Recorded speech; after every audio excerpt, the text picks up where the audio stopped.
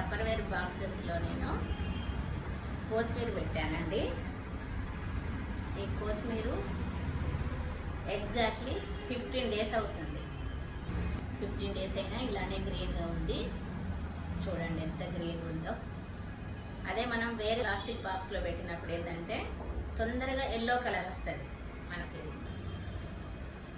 15 days.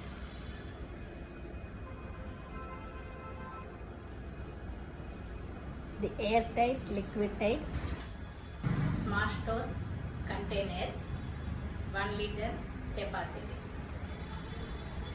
ఫ్రెష్గా కొత్తిమీర వాడుకోవడం అవుతుంది. హెల్తీకి కూడా చాలా మంచిది.